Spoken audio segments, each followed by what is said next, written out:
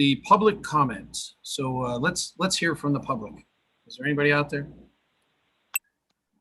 Yes, we have one guest, Todd Zubrinsky. And does Todd wish to take a few minutes to talk to us about something?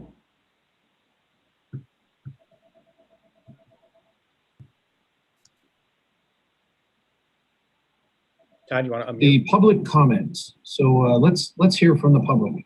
Is there anybody out there? Can anybody hear me? Yes, we have one guest, Todd Zubrinsky. Okay.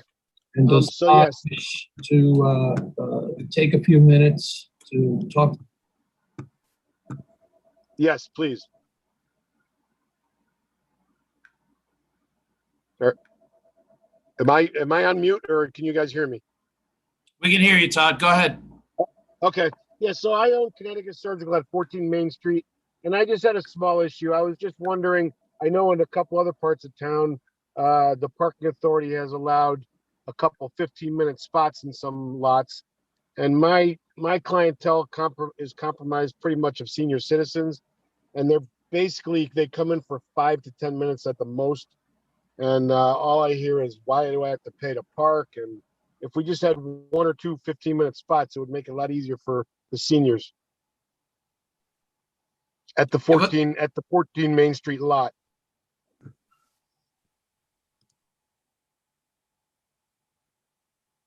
That's the mechanics lot, right? No, that's No, Main it's the Street behind main the wall, yeah. behind the surgical build, behind the Yes, okay. exactly. And tell me a little bit more about, and that's a lot. It's a pay lot. Every spot is paid. Even the handicap spots have to pay. And I'm just requesting to see if we can get even 1 or 2 just 15-minute spots where people could just pull up, come in, get what they need, a walker, a wheelchair, and they're out of there in 5 or 10 minutes without paying for parking. Understood, Todd. Thank you so much. We'll take that into consideration. Absolutely. I appreciate you bringing that to our attention. Thank you very much. I appreciate it. Do we have any other people out there? Any other constituents would like to say anything to us? I can't see if there's anybody else out there, so.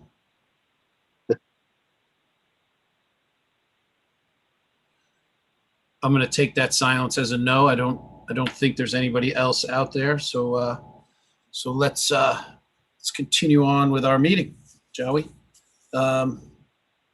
Action related to the minutes of the Parking Authority meeting Wednesday, March 24, 2020. Does anybody have any updates, corrections, or changes?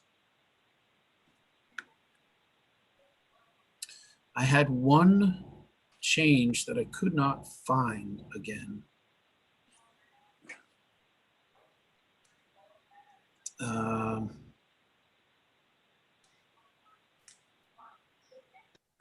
Hold on one second.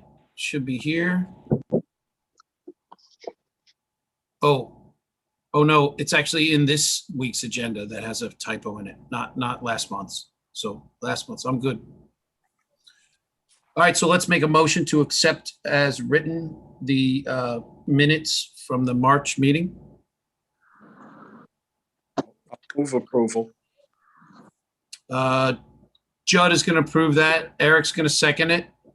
All those in favor? Aye. Aye. We got our ayes. That is unanimous. Good. All right. I like it. Let's continue.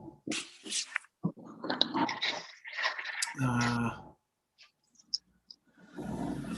don't really have much in terms of a chairman's report today, although I do want to speak briefly towards the great job that we're doing. I've been on a number of different Zoom calls with some towns, other boards, and some other projects that I'm working on in some other towns, and I've noticed that everybody seems very unhappy in these Zoom meetings. And the truth is, with the programs that we have, the courtesy cards and the way we've been working our parking authority, it's been going really, really well, and people are very happy. There's always a few problems, but they're so minimal. And my example of that is that I pulled a statistic out from our numbers for the percentage of tickets given incorrectly.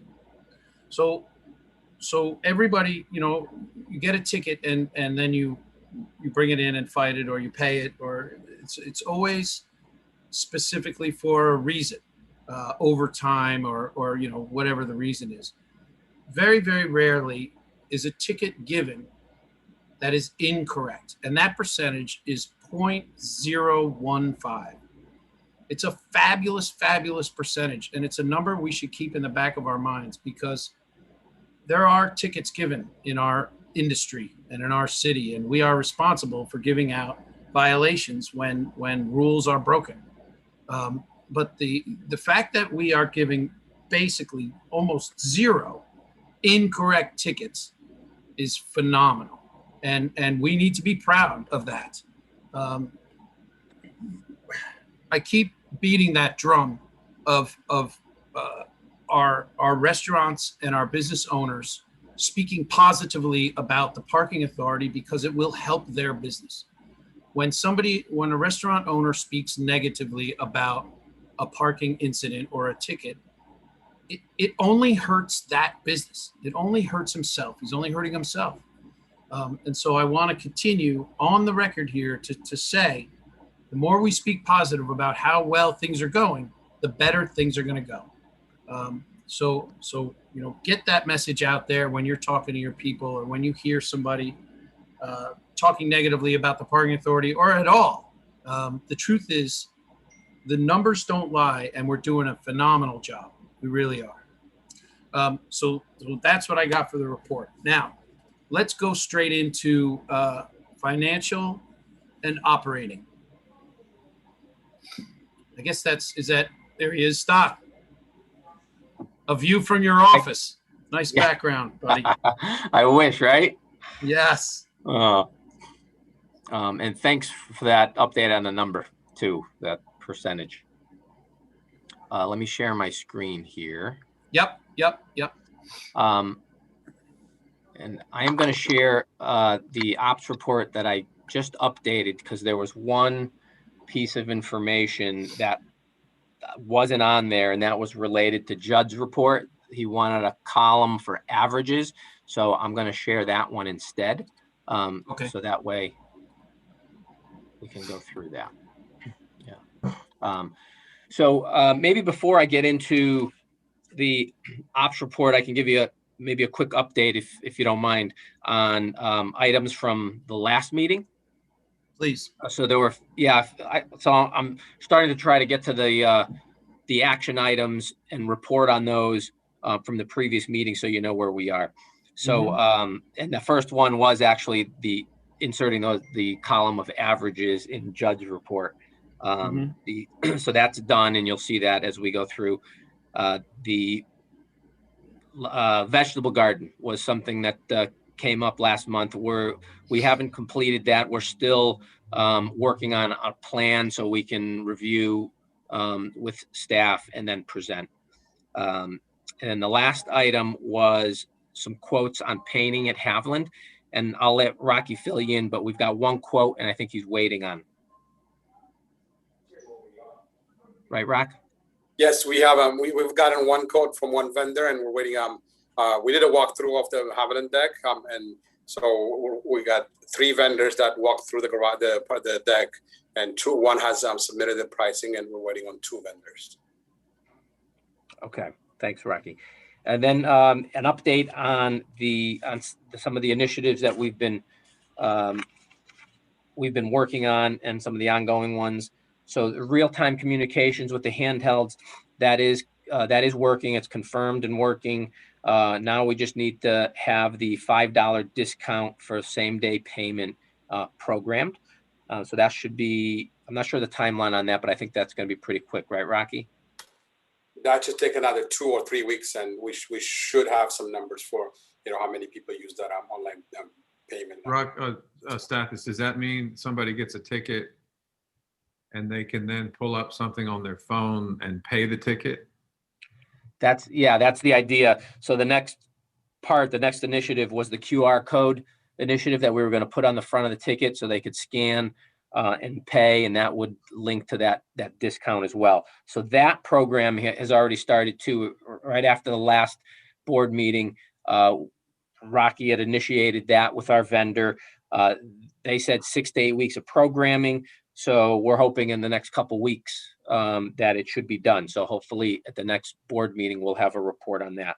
And then the last piece was we were talking about the handheld LPR system. So it could be, instead of with the vehicle, they could do it on foot instead of programming or typing in keystrokes for license plate. So they just scan it with the camera on the phone. And that is implementing, and it's working. It's working now. It's live. Rocky can give us kind of an update on how that's actually going. Is it been working like we expect?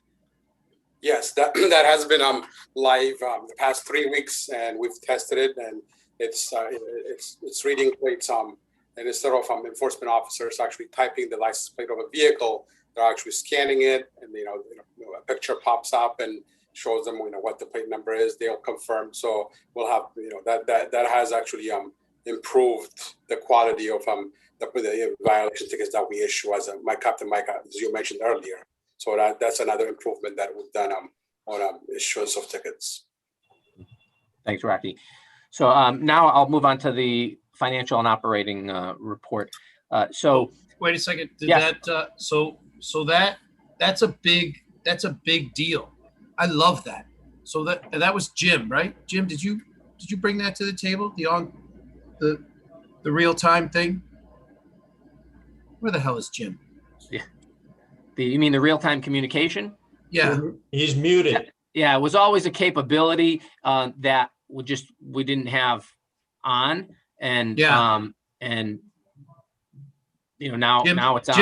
Jim mentioned that, and we got that on, and I think that's Yes. huge because I've had people ask me for that, that $5, let me just get this paid sort of thing, and yet they've had to wait, and it's all right. So Jim, gold star, buddy, I'm putting it All right, next to your name.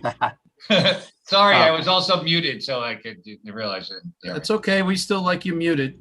All right, thanks. Good job. All right. So I think that's a compliment. Yeah. yeah, go ahead, stop. So for the month, we do have an operating loss, but it is getting better. If you look at the expense side, the debt service has gone up almost double.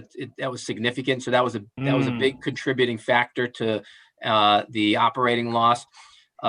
Revenues.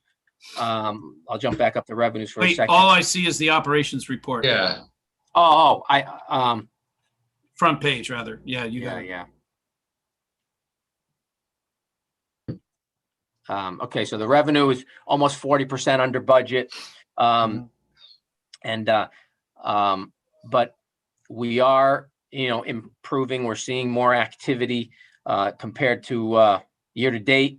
We're still off about 48, 49%. And compared to last year, it's off 46%. On the expense side, we're off 16% to budget. And year to date, we're off about 29%. And actual year to date to last year, we're off about almost 22%. So on the expense side, like we were talking about, debt service went up, and then, we still have snow removal costs in for this month. So we're optimistic that we're definitely going to be on the right track for next month. There's definitely more activity that we see in throughout the system.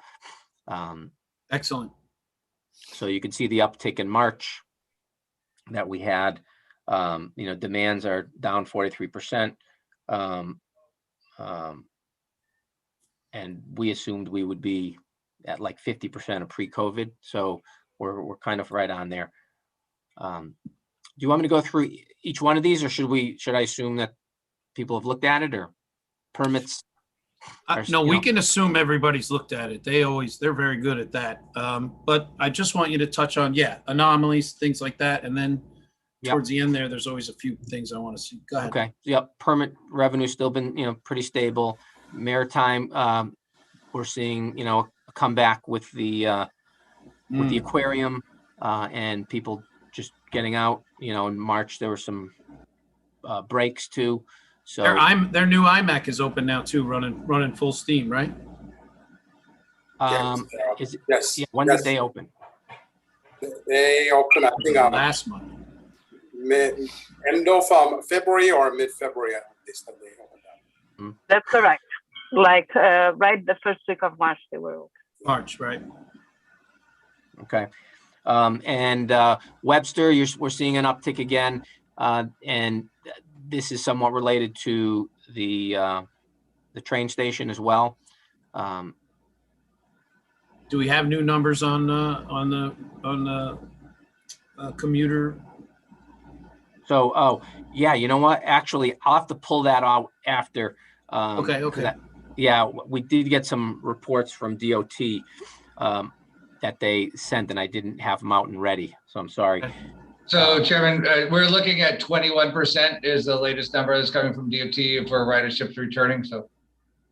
It's as steadily increased. The good news, it's still a low number, but the good news is it has steadily increased since January. Yeah, good. Thanks, Jim. Yeah, so no, I don't have to pull that out, but so yeah, and we're seeing that reflected when we go down to. I mean, I know the scale is off, but we're seeing kind of a little, uptick in the railroad station. I mean, it's not going down, except for East Norwalk is kind of level for the last couple of months. Is there a big difference between the South Norwalk use and the East Norwalk use? Yes. I mean, is it 20% across the board, or looks like East Norwalk is less than? I think that's ridership on Metro North, Mike. Yeah. Oh, yeah. You mean what Jim was talking? Yeah, I think that's overall, That's right? overall ridership. Overall, right. So I don't know if they've got broken down by who, steps on at which platform. But activity level in terms of cars parked, I think we're seeing more at the South Norwalk train station, and East Norwalk has been down and steady, hasn't seen any increase. On the revenues that we've collected overall, we always report what percentage of the revenue comes in through credit cards, and we're a little over 77%. The pay by cell activity, the average transaction, let me get down to that if I could. On street, we're seeing people coming back. It's reflected there in the numbers. And corresponding ticket issuance, which you would expect. I'll come back to your report, Judd, for a sec. On the pay by cell, so the average transactions, $2.47 for this month. And that's down compared to last month, about 3%.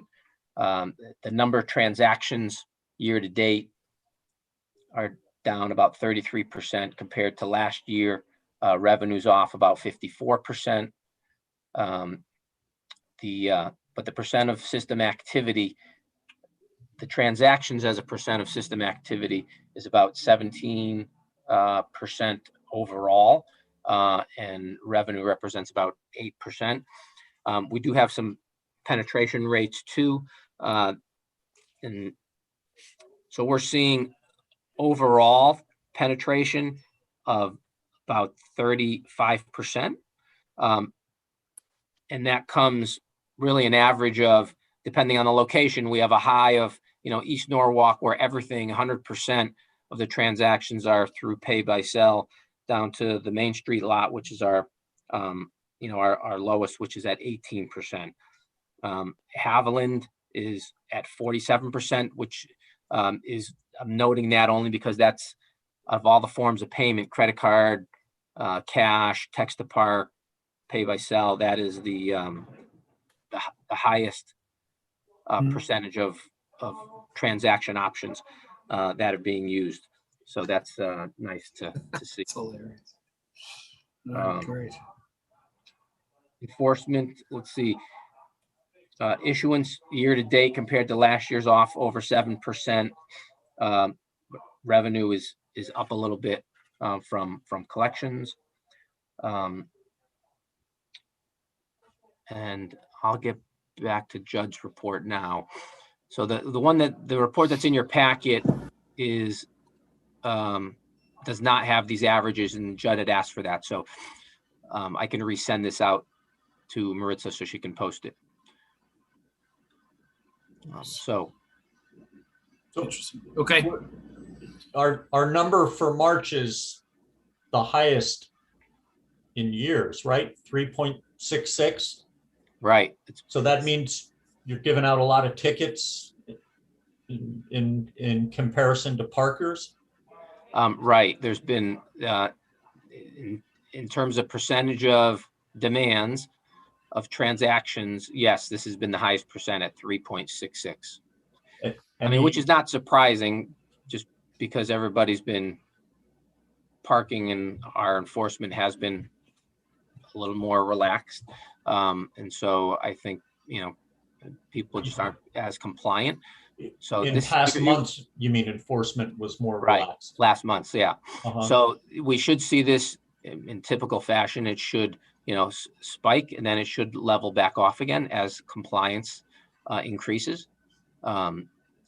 So we'll follow that trend and see. But we still have, this kind of dovetails into the customer courtesy program, too. So for March, we still had 20 program dates. Mm-hmm. Total courtesy tickets that were issued was over 1,800. Judd, can I move from this slide, or do you want to look at it? Yeah, that's fine. I just want to note, I read the agenda this morning and I saw that the ticket issuance looks quite high. So I hope it comes down. Yeah, it will naturally as compliance increases. Yep. So we had over 1,800 courtesy tickets issued. We added over $900 in meter time as part of the courtesy program. And there were 480 violations after the courtesy time expired, and the value of those was over $33,000. And you can see, year to date where that number is. If those courtesy tickets were citations, it would have been over $375,000 in tickets. And just as a comparison, all of last year, fiscal year 20, that dollar value of the courtesy tickets, if they were real citations, was $184,000. So you've doubled. You've doubled that, and we still have 3 months to go.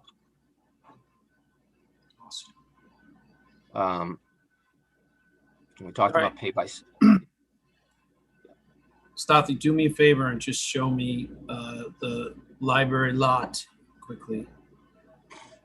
Oh, library lot, you'll see nothing on it. Right. No. There it is. Yeah. Can you So see it's that? gonna have to be a discussion for us to figure out what to do with that lot. Okay. Yes. What else? That's all. That's all we had. Unless anybody has a question. Any questions on the floor? Stathi, give me my screen back, will you? Oh, sorry. It's okay. Before I go on to the next agenda item, I wanted to ask David if he wanted to do his presentation now so that he didn't have to spend the next hour with us waiting. Do you want to, Jim, let's do Jim's presentation with David for the Rebranding logo? I'm just looking at the thing right here for the rebranding and the logo. Can we do that right now? Sure. David, are you set to be able to join? You're muted? Yes, I am now here officially. I've been listening intently. I'm very, very interested in all the parking stuff. It fascinates me. So All right, thank great. Then you can wait till the end and we'll just keep It's going. okay. It's okay. All right, so- Yeah. So to set David up, if someone could just give him the screen so that he could share his screen. So, based on the last meeting, we engaged Schneider to look at a rebranding of the customer-facing portion of the parking authority to Park Norwalk, right? More simplistic, and giving the customer, looking, what we wanted them to do. And I think speaking a little bit more to where the industry is right now, when I had a conversation with David and the group, we talked about, sunsetting the meter, the Mr. Smiley, really getting a clean, crisp, fresh new look, so that when we reemerge from this, which we are seeing slightly, I think the numbers that we're showing and the indications that we're getting is that we're seeing slight reemergence of people using the product. And I think it's only going to continue to grow, and we need it to grow, but we wanted to invite them back into a really crisp, fresh, clean look. So Schneider has spent the last month putting together some concepts that they're going to go over with you today, and see where we want to move for further discussion. But David, the floor is yours. Yeah, great. Thank you. And first, nice to meet those that I haven't met and to talk with you here tonight. And nice to see Staffy, Rocky, Eric. I hope you guys are all doing well. It's been a while, so it's good to be here with you guys tonight. First, just a quick note, and I'll jump into the slide. We salute the idea of Park Norwalk. The nomenclature itself. First of all, it just enunciates nicely. It's 3 syllables, which it's got that 3-syllable rule, which is 3 syllables or less. So that's great. But it also has a nice call to action to it. I mean, it is the call to action. So we think you guys are really on a good track with this. And I think also, as Jim mentioned, coinciding with this kind of coming out of this past year and a half, there's some good timing here to kind of like this would be a good opportunity to leverage this kind of a refresh. So we're going to take a look. We've got 3 options that we're going to show you. We typically do a range of 3. This is an exploratory, so it's really good for a discussion. We always make it a rule not to present anything. I think Eric can probably relate to this in his design work. We don't present anything that we wouldn't like to ultimately see the client produce. So, we think everything that we're going to show you tonight has some good merit, and we'll talk through it. There is one that really rose to the surface for us, and we'll kind of talk about that as we get to it. The other thing, because it's an exploratory, typically we would go through, once you get to a logo, you really want to dig in, you want to look through a lot of different variations, black and white, knockout, all kinds of use. But here we felt it was really important, which is why we needed the month to take a look at applications, because the way that the logo is actually used in application, whether it's wayfaring signs or your, the clothing that the parking ambassadors wear and stuff like that, it's really key that it works well. So we'll take a look at that in context of these logos. So with that, it sounded like a good plan. I'm just going to jump in. I can go through this again. There's 3 options with applications, and then we can come back. We can come back and flip through these. It's not that long of a deck. Sounds great. Thank you. Yeah, let's see them. Okay. So, you obviously know where we've come from with the Norwalk Parking Authority logo as it lives now. And that logo has been around for a long, long time. We did some updates on it recently. We brought a little bit of that into this first option that we're sharing with you. We brought in a little bit of that wave reference that we've had now, and that's currently in the wayfaring signs. So Park Norwalk, emphasis on park, and obviously the P that's so important in our application. And as I said, I think the way that this really helps us to identify what's happening here is to see it, actually apply it in some of the applications that you guys currently have out there in the market. So this, I would say, is kind of an evolution of where we've been. It just takes what we've got and refreshes it, brings it into a new space. Obviously, the biggest new change here is the nomenclature, Park Norwalk, which, as I said in the beginning, we really salute. We think that's a great idea. The next option actually takes, the city of Norwalk, between the time that we started with the parking authorities some years ago, went through a rebranding. And so this option actually kind of aligns itself with that rebranding. I'm sure if you guys are familiar with the city's branding, there's some wave, this little kind of decoration here that also is kind of the wave reference. This kind of plays off of that, takes part in that. Again, park is prominent. And then an application, which again, I think is really important. And again, these all work. We wouldn't want to produce anything here that couldn't play out and work harder than what we currently have in the marketplace. And then last but not least, this logo, which has really resonated for us. Again, emphasizing park, emphasizing Norwalk. This is actually picking up the colors of the city of Norwalk's current branding. And the application on this is really kind of fascinating because it gives you an opportunity to, both align with some of the applications that we have out there. For wayfaring, it's a great mark. It's very, very unique, but also very identifiable as parking. And it also gives you kind of that wayfaring point. And, as I mentioned, in colors, and we just did this for you to see that, if you guys are familiar with the city of Norwalk's current branding applications, this really plays that out very nicely. These are all colors that identify directly with that current branding, but it's uniquely park. It's uniquely parking. So stands apart from that. Doesn't get into that the kind of drawings, but stays very close to it in terms of a brand alignment. So that's our range. And, I open it up, Jim, to the floor.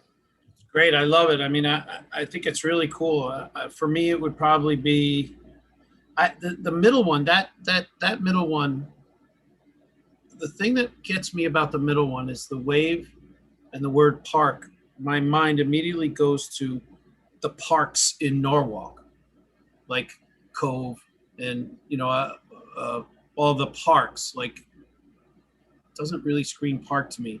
The first one is pretty nice. I like orange. Orange tends to be one of my favorites anyway. So I'm oh my God, Mike! I orange. said the same thing. Orange is my signature color. Yeah. But of course, I think the third one is leading the way for me. I don't know. What do you guys think?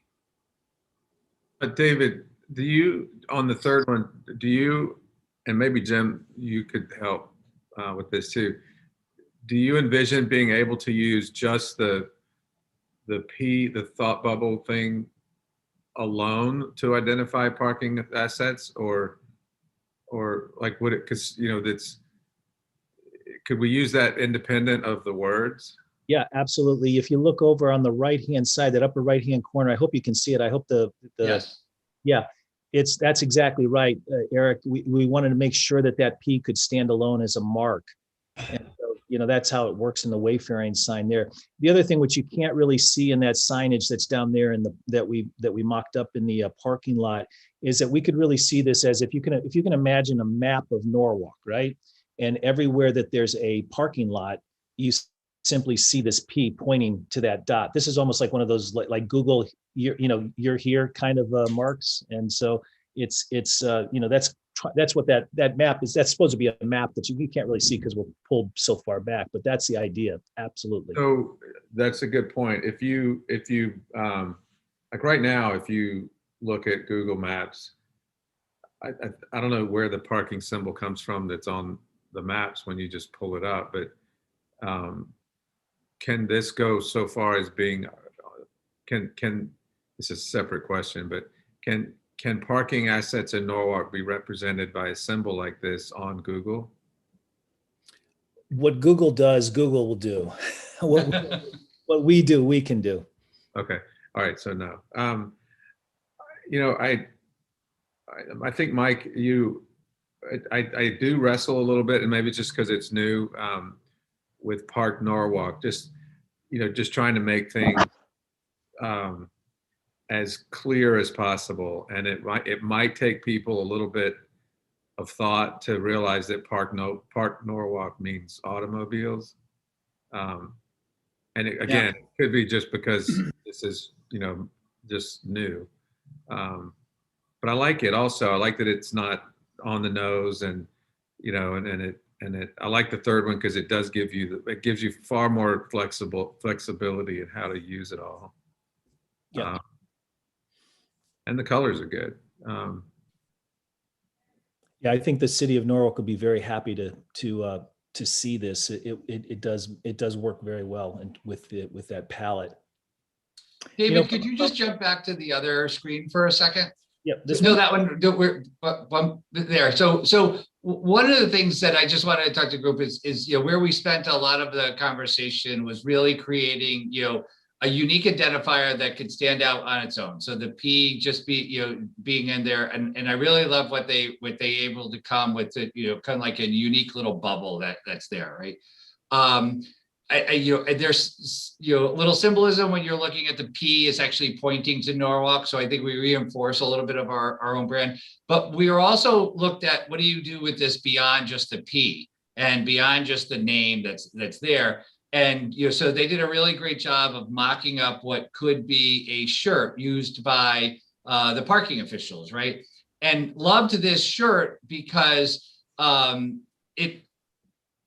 it didn't look like it was an officer. It didn't look like it was a parking person. Really, it set it up like as this was almost an ambassador to the city who's there. They're like a parking ambassador that's going to be there. We just thought it was really approachable.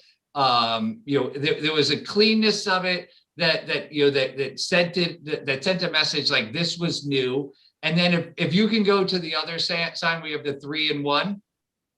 Right. So the interesting thing about the center of this one is, if you have not seen yet, Jessica is working on a new Norwalk brand that has a number multicolors in it, and each of those colors, the Pantone colors, are representative in the various P's. So what I really liked about this one is that it had a relationship to Norwalk. But it wasn't just everything was branded the same. It was, you know, what David talked about before, was very complementary to what the city is doing, but yet strong enough to stand on its own and be its own brand. You know, and you know, I think this was one of the ones that we really liked, and I hope you do too. I hope we're on market, because I think this spoke to really just a clean, crisp, new thing that we could come up with, and you know, we could start to introduce these things in a variety of different elements. But you know, the P, hope, you know, like, you know, standing on its own, you know, the color tone would actually be, I think, you know, a little bit of an identifier, because it's not going to be the typical red, or it's not going to be the typical green that you see in signs, so that you should be able to better identify where our assets are. So Nice. I have a couple of comments. Personally, I think it's great. I like it. But I know already what it's about. Couple years ago, driving through Wall Street area, I think we have signs now that are just a P, maybe a blue P, or a blue sign with a white P in it. And I asked my wife, Maria, what that meant to her. And she works in market research for Pitney Bowes, so she's pretty sharp. She said, I don't know. What is that? So I think before we make a decision on this, you should, Dave, I think you should do a focus group with people who have no idea what this means. Don't tell them this is about parking signage. Just ask them what it means, because again, I love the design. It's beautiful. I get it. Everybody here gets it. But I just think you need to run it by 100 people walking down the street. Because I do think it's possible some people may view this as public parks or something like that. Gotcha. Regardless of what we do, Jim's comment about the shirts, I think are great. you know, that the color layout there, that's wonderful because it sure doesn't look like a authoritative shirt. It looks like a very friendly shirt, and the people wearing it are friendly. So those are my thoughts. Good point. No, we salute both qualified and quantified research always. Well, I think, first of all, excellent job, David. Thank you so much. And I know that although Jim's been sort of spearheading the change of name and branding, I think it's fair to say that you get the gold star on this one because it's great. It's good stuff. Oh, yeah. What I'd like to do, what I'd like to do is, do we have a hard copy of this, or is this in our emails in some way? I'd be happy to send this deck to the authority. Absolutely. Yeah, we can. Right. Yeah, I'll forward it over to Jim, and then you know, I've got Mike. I've got your email. I can send it to you. You guys can deploy it as needed. Perfect. And we will. We're going to have our own conversations during the next couple of weeks, as we always do. And absolutely, no, this is for your review. Yeah. Appreciate the consideration. Yeah, I think it's a great effort, and as said, from our point of view, we salute it. I think there's a friendliness about it on all three of these versions, but there's a more friendly nature to the nomenclature itself. And really, I think you've got two things going here. One is the nomenclature, and one is the design. So they both need to work together. One's the name, one's the design, and they're both proposing a kind of a real refresh for you guys. So we're here to help, and we're here to help facilitate. So I'll send this over, review, and happy to engage after you guys have had some time to really dig into it. excellent. Thank you so much. Okay, great, guys.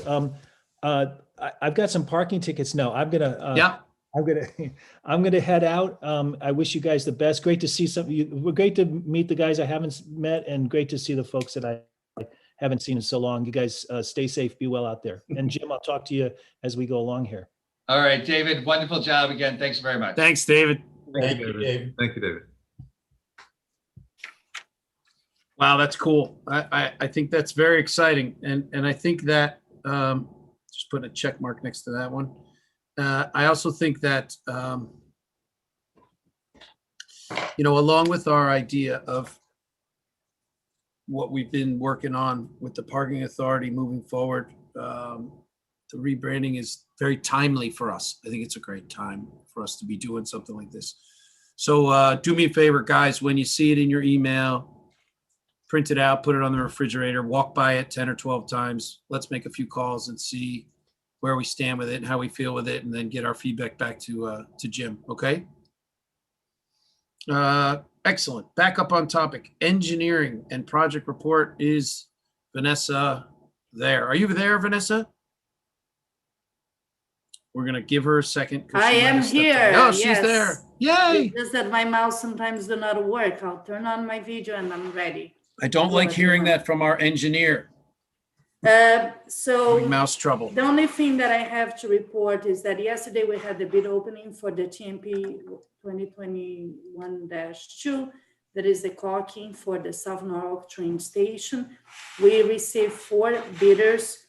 The bid results were very competitive, but they were kind of on 2 extremes. So with that, we were planning to put on the agenda for tonight's approval, but we would like to take an extra look on the lower bidder, make sure that he really understood the scope of the work. So I would like to ask you guys just to be patient, and I'm going to present that item again in your May meeting. We gave the packages all to Desmond, so Desmond will review. They're going to meet probably on site one more time. We just want to make sure that his number really reflects the work that we are proposing. So with that, we should have a final number, including all the alternates that we're going to do for the next meeting for your approval, and then runs through DPW and Common Council. And the other item, sorry. Say this again, and this is for the ceiling, and tell me what it's for again. It is for the South Norwalk train station garage. So the main work there is that we want to caulk all the vertical joints in that garage. That is this- like, Is it re-caulking or is it? no, that is structure actually, Mike, when was built, didn't require that. But That's now that's they're what I thought. realizing that it is, we should do it because we're having some issues with some leaking in the building and particularly in some of those offices. Also, that is the base bit, right? And also what we are adding as alternates, we want to paint some of the metal structures outside. We want to clean some of the windows in the lobby. We need to add a kind of a birding nesting that will avoid the pigeons to stay on top of the structure that face the platform on the New York bound side. That was a DOT request. So all those are alternates. So that's what I need more time just to make sure that the contractor that is the upper and low bidder really knows what the scope is. So you're gonna Okay. see that next month. Well, I we'd can see rather- that. I mean, I'd see everything there except the clean. I mean, the window cleaning is Rocky and Stothy, right? That's a maintenance thing. That's not a, We make as a part of the capital. Oh. Because also, yeah, they're gonna already be there. They have to have some scaffolding and some already tools. So we just added to the project as a capital improvement as well. gotcha. Yeah. So Okay. We took the opportunity to add that service. And with the Webster lot, we haven't put that out to bid. We're just got the wage rates back yesterday. So we should be finalizing the bid package and we're hoping to probably advertise next week. So there's a Webster lot chance is the water abatement That's, repair, right? yes, that's correct, is the water quality improvement for that site. Quality. Okay. So that's all that I have to report. All right. Well, thank you very much. Thank you. That's awesome. So new business, we want to discuss, and this is where I saw that little typo. It says discuss and vote 15-meter parking, but I think it's 15-minute parking space redesign. So the reason why this is on the agenda is because there has been a noticeable amount of people that have mistaken our 15-minute parking spots for regular parking spots and vice versa, and have received a violation or have gotten, something's gone wrong because they've put their car all day or, whatever the case may be. But right now, it's just a small 15-minute parking spot. And the proposal, and I think I'm going to let Jim talk a little bit about this, or Jim or Rocky, but what we want to do is we want to paint the street in the space that is the 15 minutes. And that way it is unmistakably marked so that you know what you're doing. When you want to pull in, you can only be there 15 minutes, then you got to go and it's clear. So Mike, do you guys Mike, want to speak to Mike, that a little bit? Before you do, can I ask a question? Who's that? Eric, yes. What role do the meters play in this 15-minute program? The meters. I mean, think it's free. when you say people mistakenly park there, that means they're using the meter, right? Right. So one of the complaints we got was that somebody put in, $2 or $3 worth of money and expected to be there for a couple hours, but didn't realize they were only in a 15-minute spot. So 20 minutes later, they got a ticket, right? So I guess it's the engineering department just put those traffic barriers up on North Main, and somebody removed the meters that those new spaces are now for restaurant use or pedestrian use. Why don't we just remove the meters? So Eric, I think one of the challenges that we also saw, and sorry, Mark, is that, a number of the tickets came from like areas where there's a pay station, right? So not necessarily the individual parking meter, that they're paying the pay station for a longer period of time than the 15 minutes it's there. So it's not just Washington Street. No. No, it's not. No, it's 15 minutes everywhere. Well, my only concern about painting is it's from the minute you allow traffic, it's a degradation of appearance just from traffic. It's unavoidable. So do we run the risk of it not looking fresh and clean and, intentional? I don't know. I think Rocky can speak to that because he has done it in other cities in the past, and he has I think we talked about having a sample. Rocky, you have something. Eric, these are paintings that we put on the ground. They dry up quick, so we block the spaces off. So the chance of being, those paint being smudged or destroyed is, we gotta wait until the end of until they dry up. So it would be, dry before any customer parks on them. Is there a sample? Is there a sample anywhere, Rocky, of what we would put down on that? Yeah, we do have some, even at the South Norwalk overflow lot, we do have permit only sign on the ground. It doesn't say 15 minutes, but these signs are, on those spaces, permit only, painted on the ground.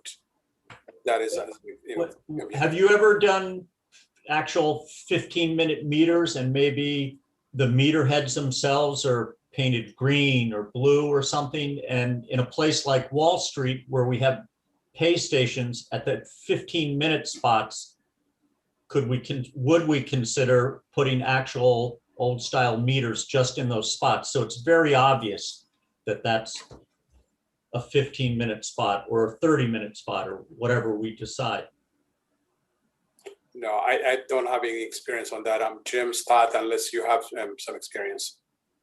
So listen, in full disclosure, I'd have some concerns about painting the street. I think even if we went that direction, we would need to look into the traffic authority because we're painting the city infrastructure. Right. I share the concern where, when you paint and it starts to wear away, then are we constantly in an issue of maintenance and does it look good, right? Wintertime, when we're snow covered streets, that's going to be yet another indication, of I didn't see it or it's not there. The meters in general, quite honestly, I would like us to look at more pay stations and less individual meters for a couple of reasons. One, we know that the individual meters that we have are running near end of life, and that we would need to make an investment in them for their telecommunications to still function next year. More importantly, they just add a lot of additional clutter to our public right of way that is pretty minimal, right? We don't have really large sidewalks, and I think we saw that with the dining and restaurants where it was taken away, asking can they have the meters taken away because it's just there. And I think we should try to clean up our streets a little bit, and I think a pay station would do that. Also, pay stations would aid in the enforcement. They're integrated more with the handhelds, so that they're easier to identify those individuals who have not paid for parking versus those who have. And the other thing is, if a meter is broken, then what do you do, right? But if a pay station is broken, there's typically other pay stations on the street, so there's multiple options that a consumer would have to pay for parking. Jim, I agree with all that, but I guess what I was hoping to hear from you was your feather flag sales pitch. Because that's another great idea that we threw around in the beginning, but we got to make these 15-minute spots somehow stick out a little bit to kill this confusion. So what are we going to do? And that's where I was going to go. I think that whether we do a feather flag, whether we do some other type of vertical thing that's that's there. Like, I think that the reason I like the feather flags is because if we put them out there and it doesn't work, we just go. You see down the street where your instant spots are. You know them when they're available, right? Once we paint the street, if we turn around and say that there's a different usage, then we have to power wash it off to get it clean. I do think that maybe we should. Jessica, are you on board? The thoughts that we had with the feather flags, we didn't really see an opposition coming from the mayor's office, correct? What are feather flags? our flutter flags, they're just, the ones that, the larger ones that you'll typically see like a barber shop or something, but we would have it where it's just a flag that's roughly 18 inches wide that just will say, curbside pickup or, whatever. 15 minute parking, parking. right? Okay. So I don't want to play devil's advocate on this one, but I can't help but play devil's advocate on this one because it's just where I got to be on this particular topic.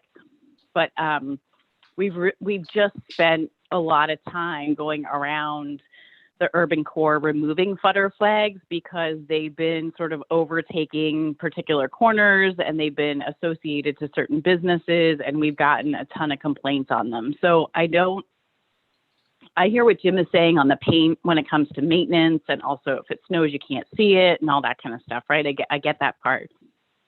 But then I've also been, with the team on the receiving end of, I parked in a 15-minute spot, I put $5 in, I put $3 in, and I got a ticket I didn't know. I've also been in the spot with the team where, someone parks in another spot adjacent to, in front of or behind a 15-minute spot, and they walk into a store and get a ticket and they didn't realize, right? They saw the sign, but they read the sign wrong. But I do really feel like we need to be extremely thoughtful about the flutter flags, because the flutter flags, to a certain extent, in one instance, I think they were used to indicate pickup and drop off for delivery or for restaurants. But when we look at the 15-minute spots that we have throughout the urban core, they are associated to it could be the surgical store that we were just talking about. It could be Fulham's curtains and window coverings. It could be the liquor store. It could be all these other places, right? So I'm kind of picturing all the places that we have the 15-minute parking spots along Wall Street in particular, and just thinking of what that would look like. And then also from an enforcement standpoint, I think it might be difficult to say to the stores, you guys can't put flutter flags out on the public right of way, and then we as the parking authority are doing that, right? So I feel, I don't know, I'm sorry I have to play devil's advocate on this one, but I'm a little worried about the number of flags that would be out there, and just sort of thinking about trying to clean up the clutter. But I also hear the challenges with the paint. So I'm not very helpful in this particular conversation because I haven't found the creative silver bullet that we need. But I'm not, just from a personal standpoint, and I think from a city standpoint and from an enforcement standpoint for building and code and also zoning, I know we've worked really hard to try to get those off the street. So I'll leave it at that. So well, then clearly we got to keep thinking about this. I mean, quite frankly, my head just went back to Judd's idea of painting the meters a different color and then doing something else with the multimeter spaces. But yeah, and also something like that. We're going to have to think of something. I also think that Mike, there is another option too, is instead of I agree. It's easy to support or find issues with either solution because there's no perfect one. And the flutter flags look great, I think, but who knows? They could be vandalized, stolen. It's sign litter. And the painting, if it's smaller, it can probably work because the tires are going to kind of it'll go over the car and not necessarily on the painting, kind of like a handicap logo on a sign. But maybe the curbs is where you can do it. So where, usually when you have a non-painted curbs. Well, I don't know. If we're talking about different color of the meter, that's maybe an option too. I don't know. There's a best one. It's got whatever works for you guys, but that's an option as well. Well, I tell you what I'm going to do. I'm going to ask everybody to dig deep and try to think of their own ideas. And in the interim, ask Rocky to ask his constables to go easy on the 15-minute spots in terms of enforcement, because clearly there's some confusion out there, and you got to ask your guys to talk. How big of a problem is it, Mike? Well, it's been like 3 months that a couple have come up each month, Is that and enough? asked about it. So Is that enough I to don't go know. through all this? I don't know. Can Maybe I not. can I throw another thing out there? Like, Yeah. I'm gonna talk about being devil's advocate, and listen, I totally agree with Jessica. I'm gonna play both sides but like, I do think feather flags might work with, in a pickup drop off in issues where we're trying to short-term thing. But when if we were to look at long-term, I think that's a different animal, right?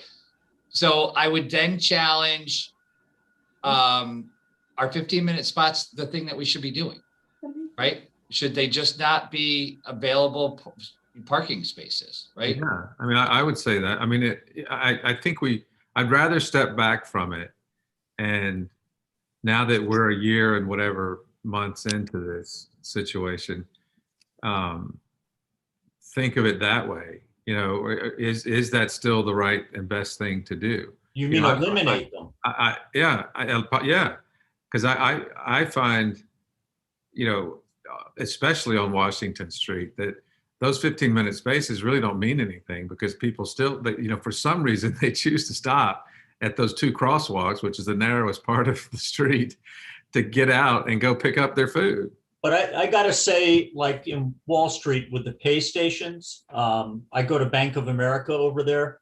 I go to the surgical store to get stuff, for my, excuse me.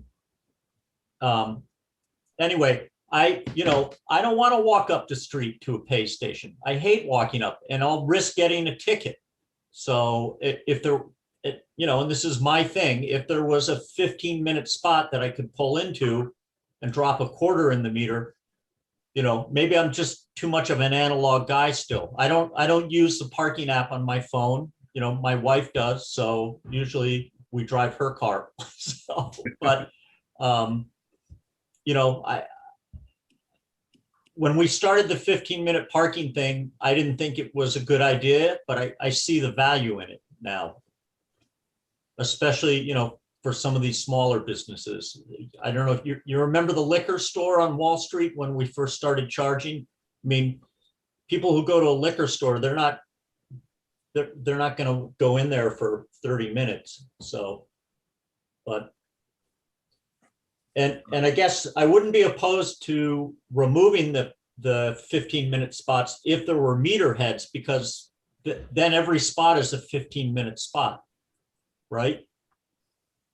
Yeah, I don't know. Anyway. I'd like this. I don't think that we need to be going through all this for just a couple of people. And, and it's just like any other, regulation. We're all expected to understand what we're doing. And, and if we make a mistake, we make a mistake. And then maybe we're more lenient on the forgiveness of a ticket like that. I don't know, but, it just, I mean, we spent time in previous meetings talking about less clutter on the streets, but now we're adding clutter. And, for something that, that hopefully is not going to be necessary for, for the foreseeable future, for much longer than the foreseeable future, and none of it'll matter. I would highly not recommend painting the curbs, especially if they're granite, because you'll never get the paint off of that. And, and I don't think, regardless of the snow cover in the fall, I don't think that, that painting the asphalt is the right thing either. There's still shamrocks painted on North Main from, I think it's 2 or 3 St. Patrick's days ago. And, it's just like that stuff just gets worse and worse as it wears. I don't know. I think Ollie keeps going out there and going over them again. All right. So listen, let's lead to O'Neill's. let's leave it at this. Let's leave it at this, right? We'll take a closer look. Let's look at where all the 15-minute spots are, and let's look at where all the complaints are, and we'll take a look.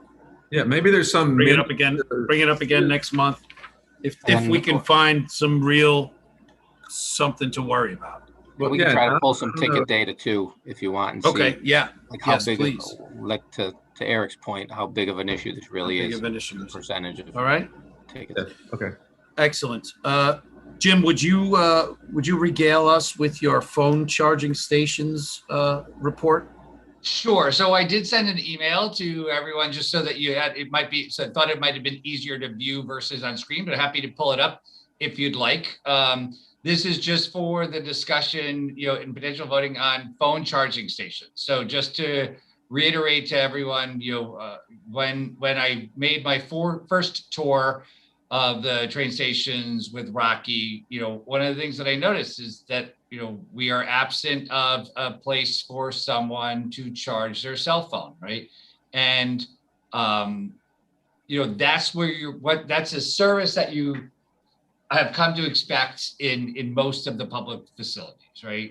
They're in airports, and, again, I think it's about reemerging from the pandemic, being better than what we were before and offering more services, to people than we had before. And I think a phone charging station is an amenity that you come to expect. And as a traveler, if you want to, you're going to jump on the train, you want to just be able to charge it for a little while there. There are a couple of options that I put in front of you. One of them that had the Virgin logo on it, that was probably a little bit more of my personal favorite. It was about $3,500. And again, this is the retail. We haven't asked them. We haven't bid anything yet. This was just, obviously, I don't know that our bid is going to get that much. We're really just talking probably a few stations, 4 probably that we're looking at, ish. But there's also another one that has a little bit more of the table, right? Truthfully, the table was interesting as it has an appearance, but I just worried that someone's going to go and they're going to get a buttery, lobster roll somewhere, and then they're going to eat it, and then the butter is going to be all over on the table, right? And the other one the other one I think offered a little bit more of a branding opportunity for us. And I think if we're in Sono, we can brand Sono stuff down there. If we're East Norwalk, we can brand East Norwalk stuff and just give reasons for people to explore the city outside the train station, or just maybe highlight some of the things that are going on there. But I do think it's a much needed service that we're not providing to people today. And I think we should give it more consideration. Yeah, and do we have some sample? We do have some samples in our email about that. So yeah. So Garrett, could you pull it up? Did you right there? Yep. I'm just gonna share the screen. I definitely don't like the table idea, because I could definitely see those, somebody leaving their sticky Krispy Kreme donut I didn't either. on there, I just wanted to give you or sitting on it or something. I don't Yep. think that. So this was not a sitter. This you kind of see the different aspects that we have. The different view. It's kind of narrow. It doesn't take up a lot of real estate. Has that little counter that you're going to leave your phone there, but you're not going to forget it, right? You have to be active around it. And then we have that ability just to engage Schneider more into coming up with Norwalk and a little bit more of our brand, right? That's Yeah, I'll show you the other one too. Yeah, this was the other one, just for reference. Yeah, didn't really love it, right? But I saw a lot of I just wanted to offer different choices, but and if you don't like either of them, I can go back with many different choices, right? But real estate is pretty tight in the train stations, particularly when they're going to be busy again, right? So I didn't want something that took up a lot of room, but I also liked the vertical one a little bit more because you could see it from a different place, right? So in my eyes, I envision, first of all, nobody's going to let go of their phone in the train station, so they're going to stand there. Yeah, they're only going to go 22 inches away from their phone with the little cord. And I see, it can even be a wall-mounted thing, but it's something that doesn't really lend itself to do anything else with. There's nothing else you can do with it. Yeah. And now, of course, people are not going to want to bunch all together and stand together. So it should be something where people can at least use both sides of, like this unit, or something, where they can have their 5 or 6 feet apart from each other or something while their phone's charging. So these kids these days are charging their phone for 6 minutes, and that's enough for them. And then they do their next, task with it. It's not like you're there for that long. But I think simple, clean, and non-obtrusive is the best way to go. And you're right. I think we need at least one on each side of the tracks in 2 stations, which is 4 of them. Yeah. And if we can find one that has some branding ability to it, the better for us. Absolutely. Hey, Jim, does it have to be something, that's standalone like this? Like, as I think of like the South Norwalk train station on the New Haven side, the railing in there has all these little sculptures. Toppers. All these things on it. Could it be that there's simply like a USB plug underneath each of those that somebody could sit in the chair that's right in front of it and just plug in while they sit there? Does it have to be? I mean, it can I guess can it be integrated into railings or furniture or things that we have to have anyway, so that we're not adding stuff to the spaces? So, oh, okay, go ahead. So my only concern would be like, it becomes a little bit more a way about how we also use public transportation, right? Particularly buses, right? They're there, but you really have to know how to use it. It's not intuitive, right? And if we just added it there, how is someone going to know that that's the charging station, right? Where you're not going to, if you're not someone who's going to go and sit down, do you even know it's there? The other thing about the sitting down portion is, if everyone's just sitting because a train is delayed, right? Then, and you need to be the person that charged. Like, the reason I like a charging station is because the only thing you're going to do at the charging station is charge, right? If they're in something where we're already integrated into the station, are you going to be doing that other task and then competing with the charging? Yeah. And quite frankly, Eric, I don't want you to be comfortable while you're charging your phone. I don't want to give you a chair. I don't want to give you a corner to hide in. I don't want to give you, I want you to have to stand there, do what you have to do, and then go. Or sit on the floor. That's all good. Or sit on the floor. Yeah. Yeah, that's all good. I just, the stations aren't that big. Yeah. And, I just was, I don't know, just trying to think about how to avoid having to add more stuff to it. So we could look and see if there's a wall mounted version. Eric, I think you mentioned that before. So we'll take that as a takeaway, and it can remain as an item on the agenda if you're comfortable with us going down this path. And we'll keep this in the running as it's one. We'll get rid of the other one, but we'll come back with a couple of different options for next month and see if we're going in the right direction. But we'll specifically look and see if we can't find a wall-mounted one. Wall-mounted ones might even be easier for us or cheaper to install, as power would be very readily available in that wall anyway. Yeah. So we have a takeaway.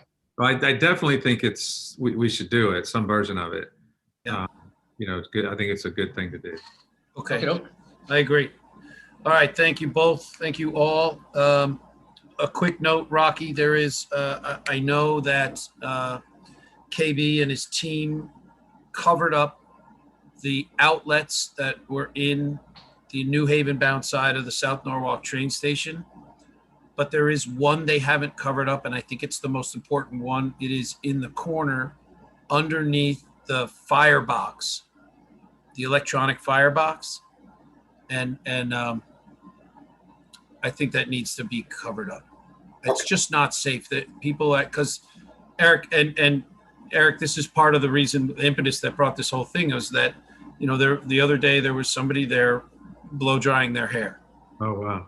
And you just can't in a public space like that in the corner next to the firebox where it needs to be accessible. And it just was wrong. Yeah. So can you ask KB to please check that for me? Sure, I'll do that, Captain. Okay, thanks. I'm going to go.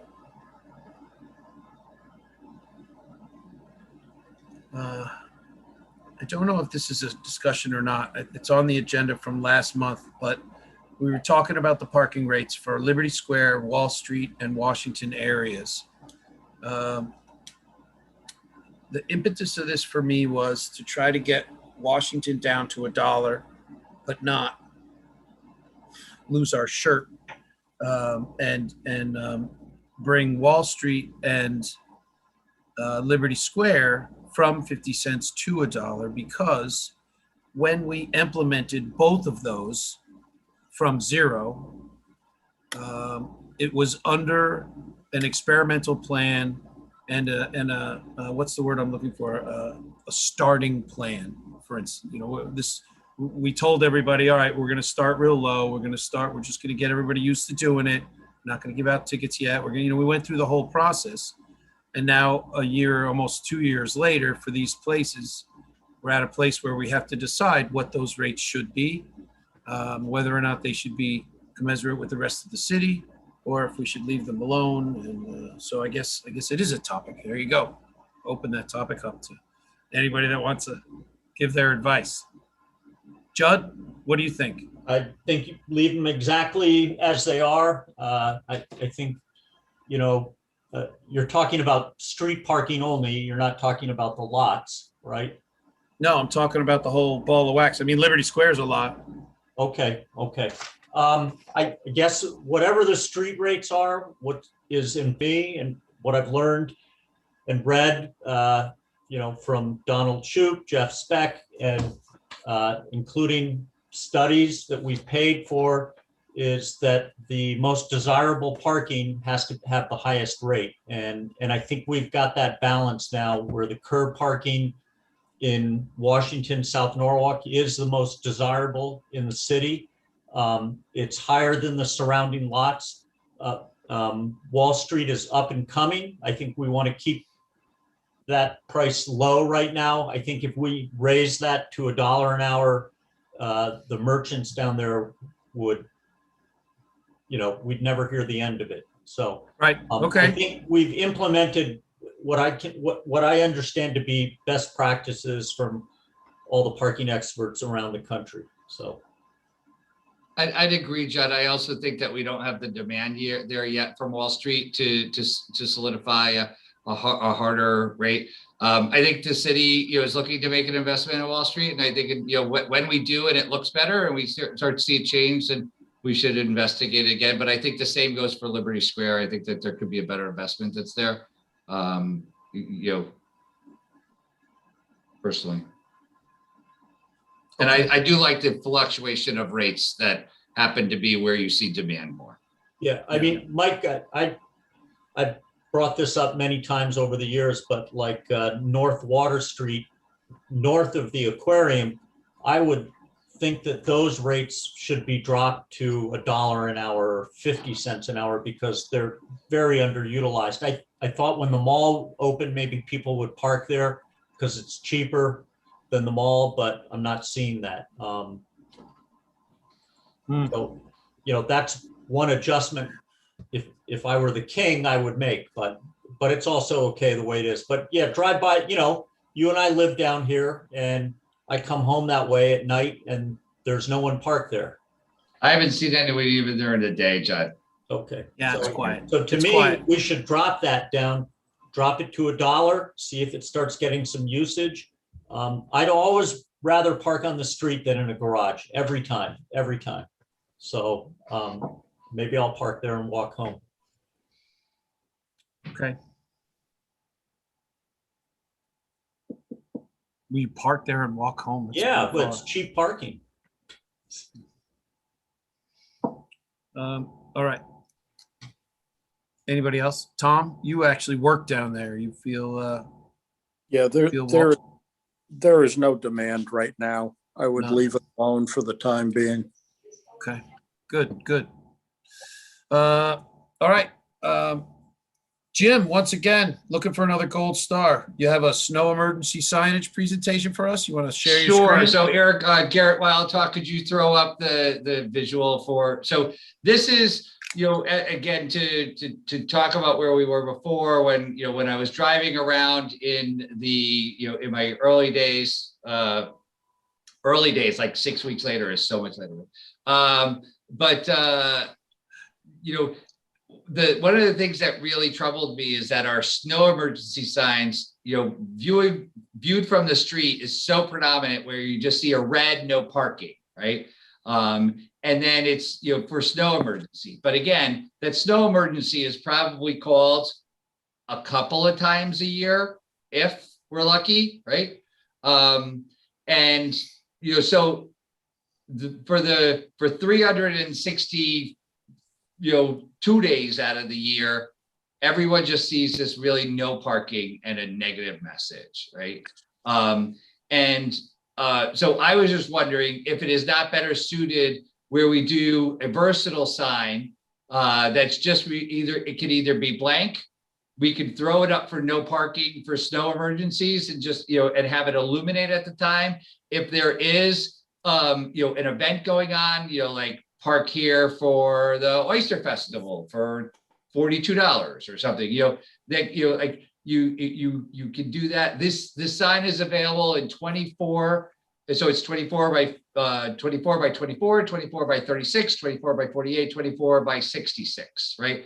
I would not say that we should do that. I think, you know, really just like a 24 by 24 is probably fine. You could actually, you could do up to 8 messages. I don't think we should. I think anything good is just done in 1, 2, 1, 2, but we could do snow emergency, no parking overnight, snow emergency, no parking overnight, right?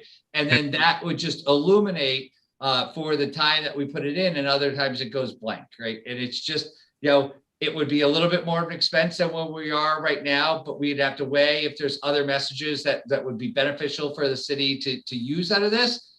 I just don't know that what I want to do, and what was about the precipice about you know, Park Norwalk, was creating a welcoming environment for people to park. And I think if the biggest thing that you're going to see is red no parking, it doesn't send that message to me. Can it say 15-minute parking? I was gonna say, why don't you use it for your 15-minute spots? Nice. Now, is this a permanent? Never pay for themselves. Jim, is this a permanent installation somewhere that is then somehow remotely activated with our message? Or, I mean, how does this work? It is. Okay. So there's a couple of different ways. It depends on how we communicate. You know, I think, I'm not sure if either Staffy or Rocky have ever used something for, but you know, if we had a connection back to a central place, then they could do it there. Most of the times these are available via Bluetooth, right? So you would pull up to the sign, and then you would use an app, maybe your iPad, or you download the message to your phone. And then you just upload it to the device when you're in the area, and it can be done a number of different ways. I think that's probably the most cost efficient way. Are there any examples in other towns, or is there anything we can see live? Can I see one of these live? Where are they? Where else are these being used? So in Stamford, you see a version of them up on the mast arm that in this instance, we can change the message to anything you want.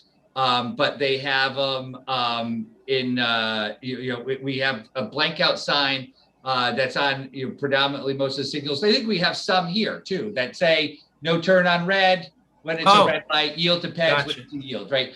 If you've been in downtown New Haven, in the Broadway section, we put one up there to alert drivers to events that were going on the green when we had road closures that were up ahead. But so it's predominantly out and only really used when you want to deliver a message. But I'm still confused. So the whole impetus of this is because we have these snow emergency signs out there. I'm going to say all over the place, but we have a bunch of these, right? Yep. Snow emergency signs, and they're eyesores, and we don't need them all. And you just proposed that we replace them all with neon ones. Well, no, I wouldn't say understand that we replace them all. I think that I think we have so many, right? I think we're very oversigned, right? But but I think also when you look at, there's a different visual element when you're looking at a static sign versus when you're looking at, an illuminated sign. And I think, what we could do, like what we did in New Haven is we put a little blue light, right? So there was also a blue light. So that when the blue light flashed, it brought your eyes to look at that, right? And it's not like it's this beacon that's flashing all over the place. It's just low, but it's enough to catch your eye. It's going to be flashing blue light. That would be on, and it would be highlighting you to look at this, right? Yeah, I understand it, and I get it. I just feel like it's Jim, like, let's take, feels like it's not a parking issue. let's feels take like it's North. I'm sorry, Mike. Feels like it's a traffic issue. Is this something the traffic commission would? Because we don't control the snow signs, do we? Yes, you do, because you're plowing. It's so that you can plow. It's so that we can plow the lot, right? Yeah. So. Oh, in the lots. Yeah. These are in the lots. Haviland, in the lots. Okay. Jim, these aren't going to be, you're not talking about putting these on the street. No. These are just in the like the lots. webs. I noticed like truthfully, when I was on MLK, like I drove down and my first inclination when I was going on there was, what is going on here? How come I can't park in the lot? Right. When that was my first visit to the city. Right. And that's really, that was like, then I pulled in there and I'm like, oh, there are no parking signs. Wow. There's a shit ton of them. Right. Sorry. And so that was really just what drove it. It's just like, I get it.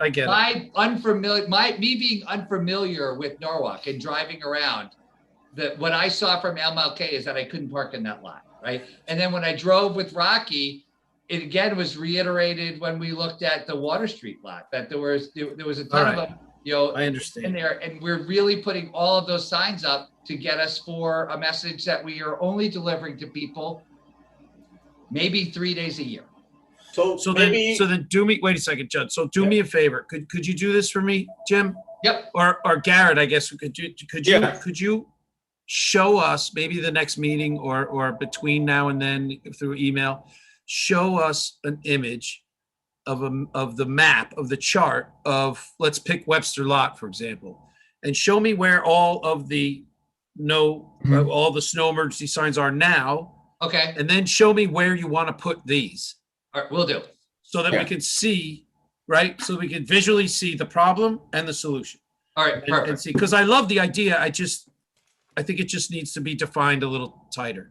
And to Jim's point too, I mean, you don't need as many, and these do require power. So we have power at the pay stations. Yeah. That could be a likely location.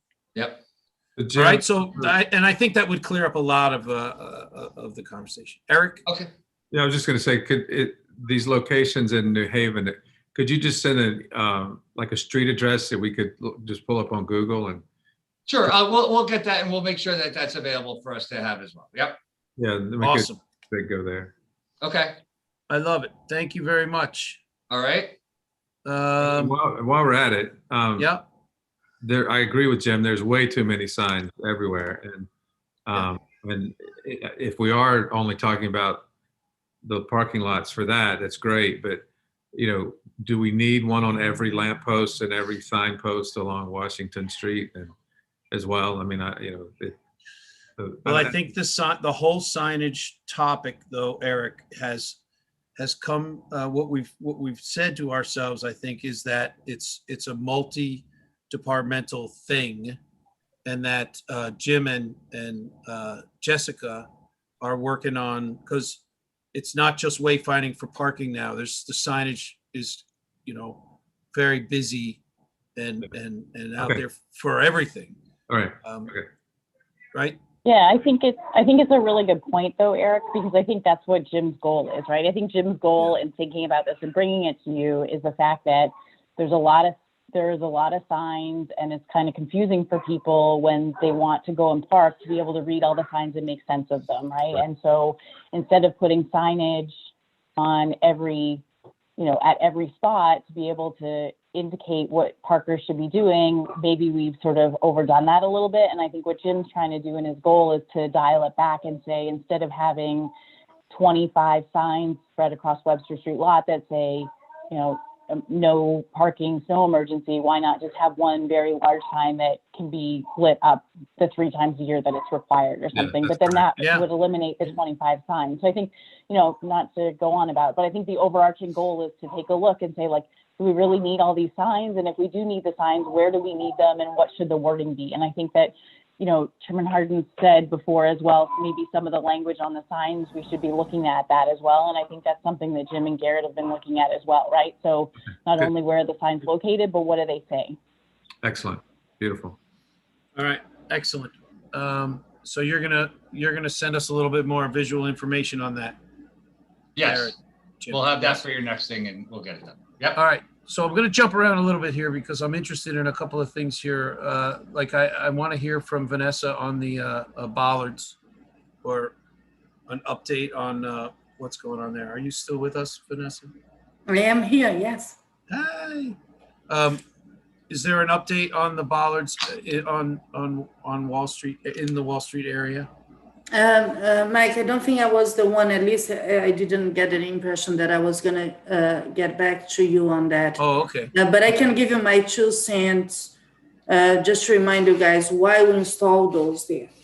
One of the reasons why we add the bollards there was because we have to make sure that when those cars back up into the space, they do not have the rear of the car over the sidewalk. So that's why the idea of the bollards was just to keep, usually we have something similar when the cars park in a regular space, but we usually have the tire stops in the space. In this case, we'll have to add those diagonally, right? What will even kind of make it more confusing. And we were afraid that people still would back up because they were not seeing. And there were some residents and some of the neighborhood association in Wall Street, they were concerned about some of the cars hitting existing trees. So there are a couple of factors there. So we don't want the cars, particularly if you have, for instance, a truck, a van, where you can have a lot of space in the rear that will be really over the sidewalk, right? And make the sidewalk a little more narrow. The second would be that we don't want them to hit existing trees or existing poles. So that was the reason behind adding the bollards behind each space. And then there was the concern about, okay, if we're gonna now hit the bollards, the cars will hit the bollards. And that's why we came up with the idea of putting some kind of a plastic so the bumper, if hits it, doesn't damage the cars. So that is the whole idea why that got installed. And I believe that you guys were the ones that came with the idea of adding bollards there. Because I remember that was actually purchased kind of not through DPW, was kind of a last minute that we had to add in through TMP. So it wasn't a DPW request, was more like a TMP had to do that purchase. So I think that maybe TMP can look at a different option, but we have to make sure that the cars stop without going over the sidewalks. Right, so I think, and you're right, but I think since then, all the feedback that we've received has led us to at first we thought of recovering them to match the decor of the area a little better, and then finally we decided just to remove them. Obviously, we can't remove them. We can't remove the safety of them, but putting the tire stops in the space is probably the best way to go. But we definitely want to. I think we definitely all agree that we want to take the ballards out, or basically doing what the neighborhood is asking us to do. Really, I mean, which is really all we ever do anyway. If we reverse the reverse angle parking to nose in parking, and I know I remember, Vanessa, statistically you said that reverse angle parking is safer and all that, but there is a lot of nose in angled parking around the country. Would that eliminate your concerns about people, driving over the sidewalk? Oh, we usually, we have the tire stops on those spaces when it's in angle. Okay. Or we have already that overhang that we leave, depending on what it is. And we have that throughout, on Liberty Square, we have those. At Liberty? So usually. So maybe there's, sorry, ahead, go Jess. ahead. Maybe there's an opportunity to look at different options, right? I think the whole entire goal of this is to be able to get rid of the fluorescent yellow bollards that are all up and down Wall Street, right? And so one of the things that we did talk about was covering the bollards, and then we had talked to a number of people about actually removing the bollards and seeing if that was an option. I'm wondering if maybe those concrete I don't know what they're called, Vanessa, but the concrete curbs that are put in, the tire stops, maybe that's an option. But I think, I think the goal for this conversation is to say what is possible in order to be able to remove the fluorescent yellow bollards off of Wall Street, right? And I think that that's sort of the goal here. So if there is a safety, and then the other piece of it too is that I think that we've all sort of noted that the placement of the bollards seems a little bit off too. So then is there a way to, one, remove the bollards off of Wall Street, and then two, do we need to install something else to ensure safety? And so is that a tire stop, or is that something that is more, that is not sort of as aesthetically just, obvious, I guess, or is a little bit more clean and streamlined? And I think that now that back and angle parking has been launched for a couple of years, we're in a much better place now to be able to kind of make that change. I think that the argument a couple of years ago was that it was a new thing for Norwalk, that we hadn't really done it before, and that people would need to know that it's back and angle parking. But I think we've kind of gone over that hurdle at this point. So I think, one, if we were to remove let's try to figure out a creative way to remove those bollards, and two, if it's a safety issue, maybe the tire stops are an option for us. I just want to add one thing for the tire stops that I remember. One of the reasons I believe why we also didn't put that in was because of plowing. Because then what will happen is that those will be pretty much in angle, and then the plow will just go through. We're not going to be able to see. And I think that when you do the rear parking, I believe that the length of the car that overhangs over the sidewalk in the rear is longer than it is on the front, on some of the cars, and that's why we had to add that.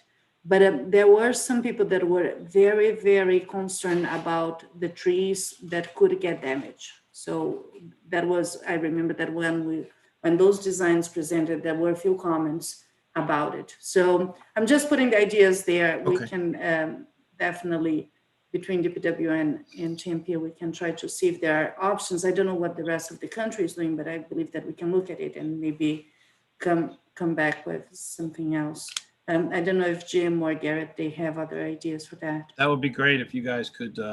So I was I just running through some Google images for reverse and angle on-street parking. I've not seen any that have a bollard, because I was just looking at like, what are the other stops? So I haven't seen any that are on here that have a bollard.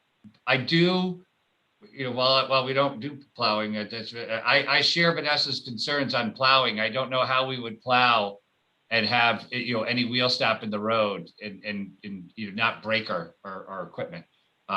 So I would be concerned about that, but I'm just trying to run down through some images now. I'm just not finding any other stop that's there except for the curb. What we can try to do is, what about if we take off a couple, see how that behaves without it, Yes. Slow it down. Right. Transition it away, take a little some, so it's not all gone at once. Yeah, I think that, maybe we can take, my suggestion is we can at least try to get the ones that doesn't have any trees or any obstruction behind, and then we ask enforcement to take a look, take a couple of pictures on how the cars are parking on those spaces. Vanessa, and then we can take from there. are planners, Vanessa, an option, or is that something that might get damaged?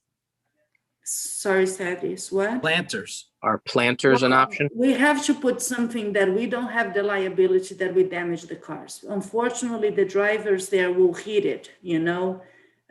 So we have to just, that's why also when we set up the trees on the street, we don't want them very close to the curb, the same with the signs, right? We have to have at least some room from the curb. We can try that but we have to keep, when we get to the sidewalk, we have to make sure that we have ADA clearance. So we have to keep clearance. We have to then set up the planters in a way that the cars are not gonna hit right away. But we can try, you know, I think that we can maybe try to go out there next week and then try to locate a couple. We take it out and then we see how it behaves. I want to make a comment about the wheel stops too versus snow plowing.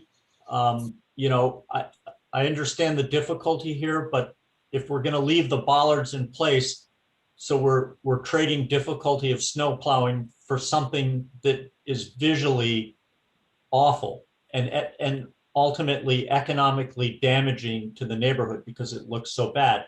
The snow Judge, but we're going to remove those if we put in. The plow will not going to be able to see. I know, but it's not that will damage the plow. The plow will just no. going to go run through, so will last us one season. But I'm not saying, I'm saying we do something, maybe somebody, DPW goes there with a snow blower and the people know that the parking stop with the wheel stops are there.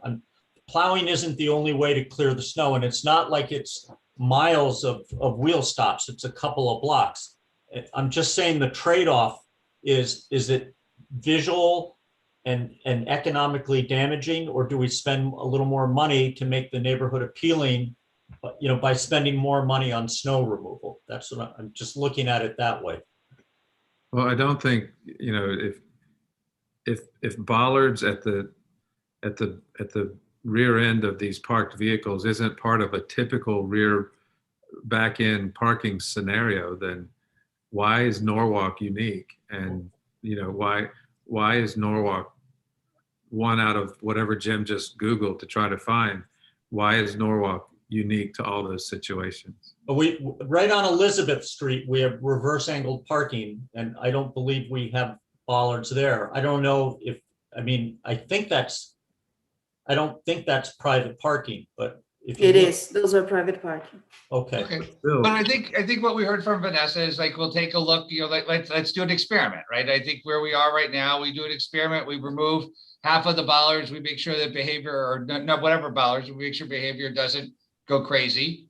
And then we keep it on the agenda to talk about, right? Maybe?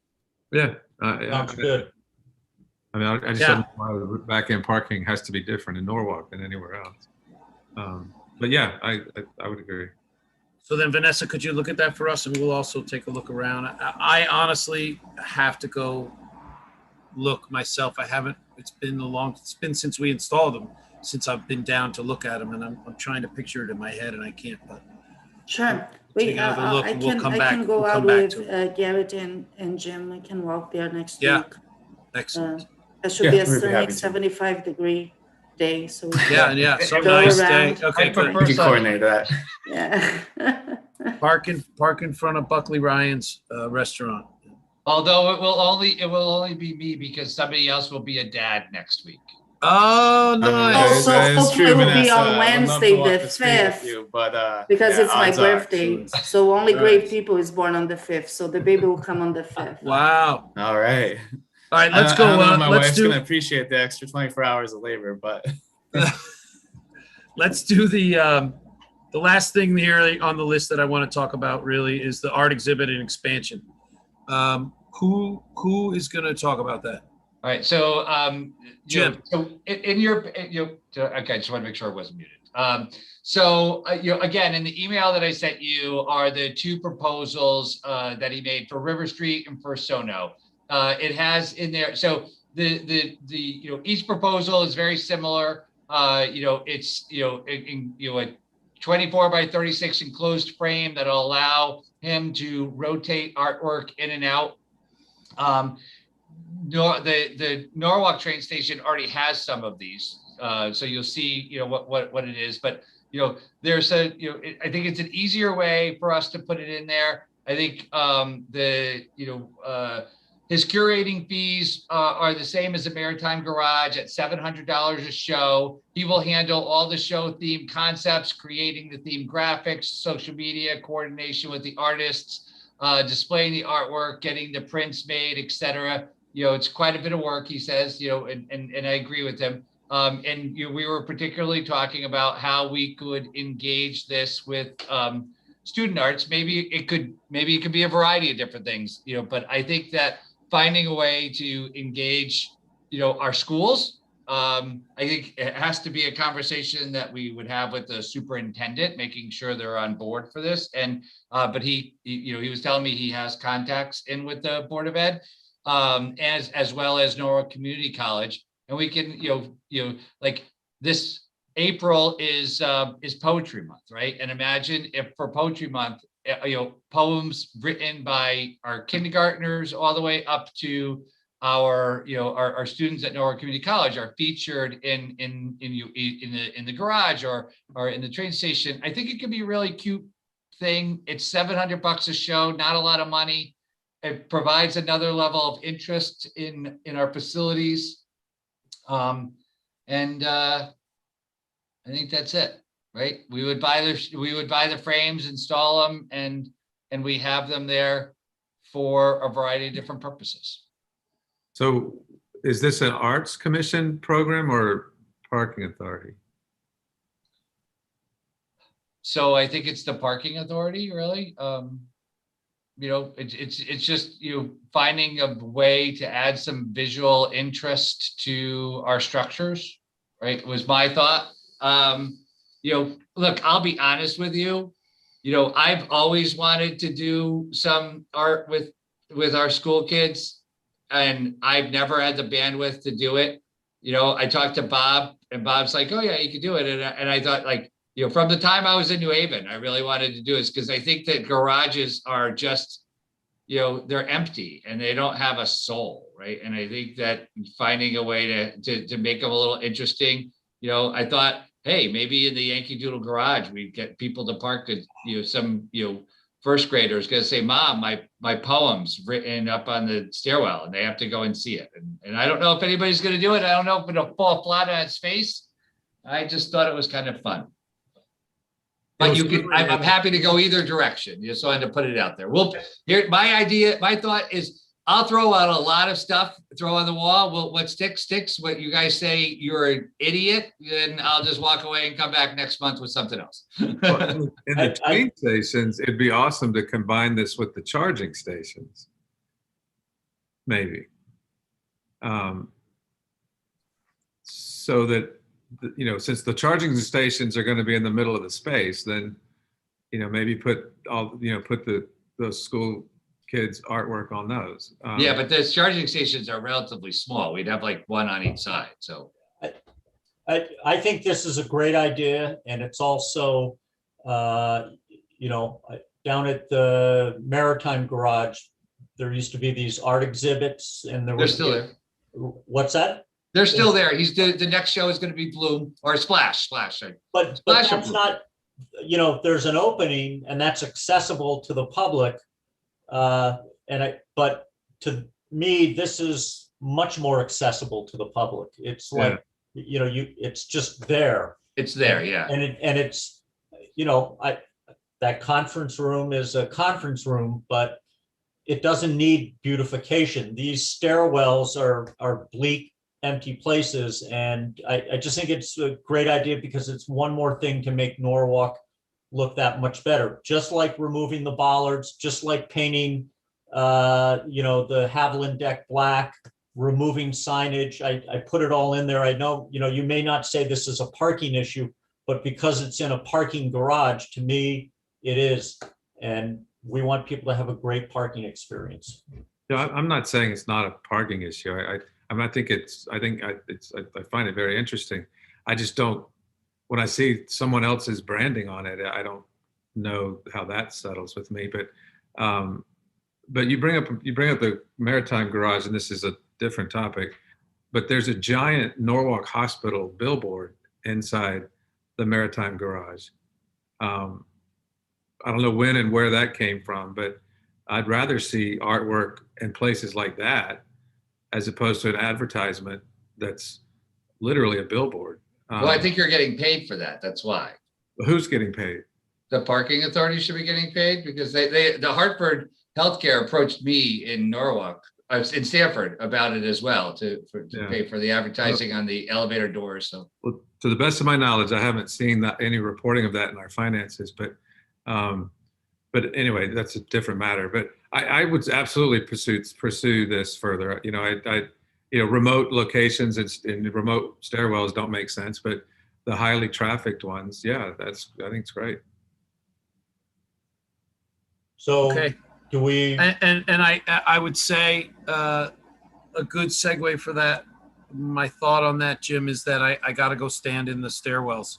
I got to okay. go see him. I got to go see him. I got to go stand there.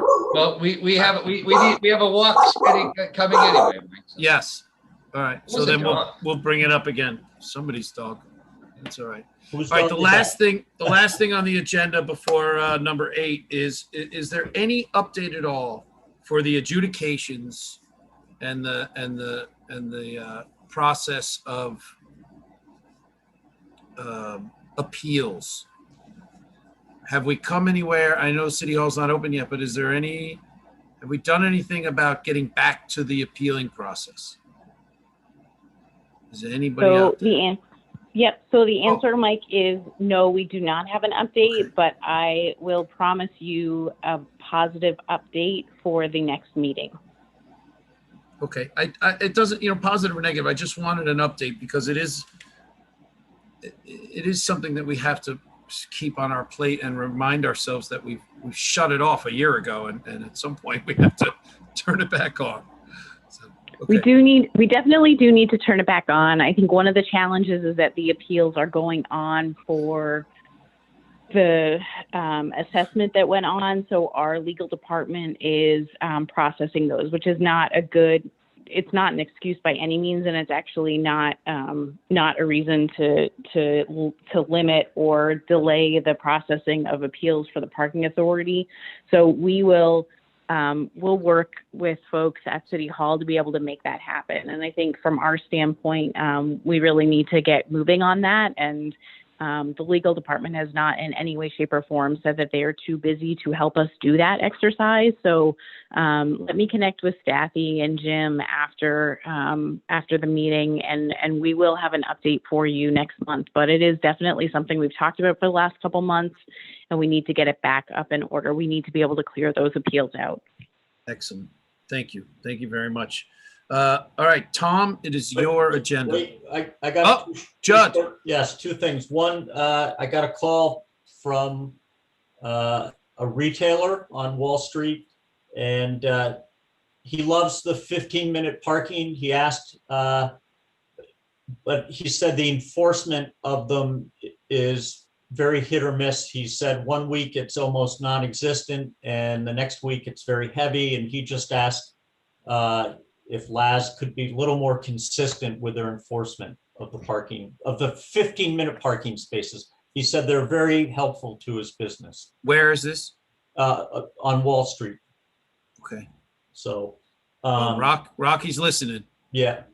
And then the other thing, Jim and Garrett, I brought this up with you before, and I left a message the other day. The luggage store on Wall Street, it's got a paper sign in the window that says open.